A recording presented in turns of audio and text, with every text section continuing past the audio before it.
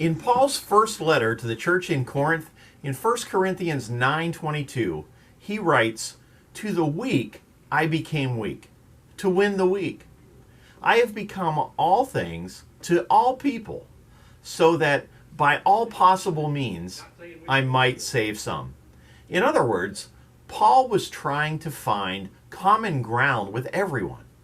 That's a skill we could all use, especially our politicians. And it's the topic of our devotions for the next 3 days. To influence someone, you must first connect with them. And to do that, you must look for common ground. Let's read Paul's words again. To the weak, I became weak, to win the weak.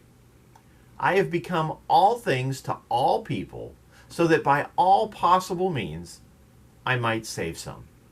He is in essence saying, I try to find common ground with everyone, doing everything I can to save some. In the Message, Eugene Peterson paraphrases Paul's words in 1 Corinthians 9:19 through 23 this way: "Even though I am free of the demands and the expectations of everyone, I have voluntarily become a servant to any and all in order to reach a wide range of people, religious, non-religious, meticulous moralists, loose-living immoralists, the defeated, the demoralized, whoever. I didn't take on their way of life. I kept my bearings in Christ, but I entered their world and tried to experience things from their point of view. I've become just about every sort of servant there is in my attempts to lead those I meet into a God-saved life. I did it all because of the Message. I didn't just want to talk about it. I wanted to be in on it." Note the words, "I entered their world and tried to experience things from their point of view."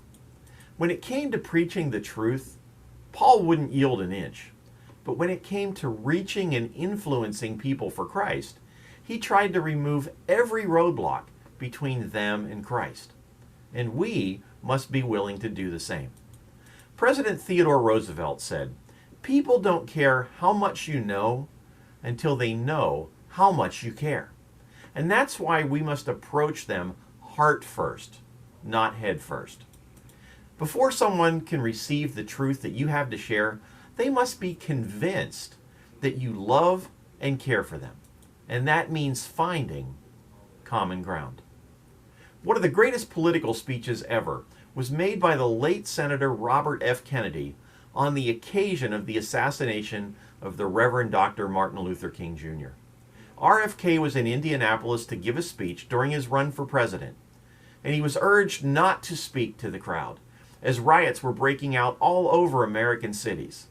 But he chose to speak, and he uttered these words: "I have bad news for you, for all of our fellow citizens, and people who love peace all over the world. And that is that Martin Luther King was shot and killed tonight. Martin Luther King dedicated his life to love and to justice for his fellow human beings, and he died because of that effort. In this difficult day, in this difficult time for the United States, it is perhaps well to ask what kind of a nation we are and what direction we want to move in. For those of you who are black, considering the evidence there evidently is that there were white people who were responsible, you can be filled with bitterness, with hatred, and a desire for revenge. We can move in that direction as a country, in great polarization, black people amongst black, white people amongst white, filled with hatred toward one another. Or we can make an effort, as Martin Luther King did, to understand and to comprehend and to replace that violence, that stain of bloodshed that is spread across our land, with an effort to understand with compassion and with love. For those of you who are black and are tempted to be filled with hatred and distrust at the injustice of such an act against all white people, I can only say that I feel in my own heart that same kind of feeling. I had a member of my family killed. But he was killed by a white man. But we have to make an effort in the United States. We have to make an effort to understand, to go beyond these rather difficult times. My favorite poet was Aeschylus. He wrote, "In our sleep, pain which cannot forget falls drop by drop upon the heart, until in our own despair, against our will, comes wisdom through the awful grace of God." What we need in the United States is not division. What we need in the United States is not hatred. What we need in the United States is not violence or lawlessness, but love and wisdom, and compassion toward one another, and a feeling of justice toward those who still suffer within our country, whether they be white or whether they be black. So I shall ask you tonight to return home, to say a prayer for the family of Martin Luther King. That's true. But more importantly, to say a prayer for our own country, which all of us love, a prayer for understanding and that compassion of which I spoke. We can do well in this country. We will have difficult times. We've had difficult times in the past. We will have difficult times in the future. It's not the end of violence. It's not the end of lawlessness. It is not the end of disorder. But the vast majority of white people and the vast majority of black people in this country want to live together, want to improve the quality of our life, and want justice for all human beings who abide in our land. Let us dedicate ourselves to what the Greeks wrote so many years ago, to tame the savageness of man and make gentle the life of this world. Let us dedicate ourselves to that and say a prayer for our country and for our people. Robert Kennedy found common ground, and there would be no riots in Indianapolis that night. So let us strive to find that common ground as well. Pastor Allen will continue on this topic tomorrow on our Facebook page, The Village Church at World Golf Village, and Pastor Mike will conclude the series on Wednesday.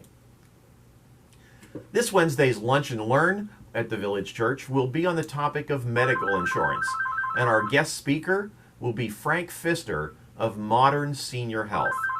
His goal is to match policies to individual needs, and he's licensed in Florida and in Georgia. On the menu is chicken noodle soup and spinach salad. If you would like to join us on Wednesday, please contact the church office at 904-940-6768 by noon tomorrow. And this Friday, we're looking for a team to help prepare and serve dinner to the football team and coaching staff at Tocoi Creek High School before Friday's final home game of the season. These students, their coaches, and the entire community laid out the welcome mat for a hurting Palatka community following the sudden death of Palatka cheerleader Bailey Holbrook last week. We can be proud of our Toros for the love and compassion they showed on a very difficult occasion, and our love and our prayers go out to Bailey's family, her friends, her classmates, and the entire Palatka community. Well done, TCHS. If you would like to serve with us this Friday, please contact the church office. Have a great day, and remember that our job is not to judge, but to look for the common ground. Have a great day.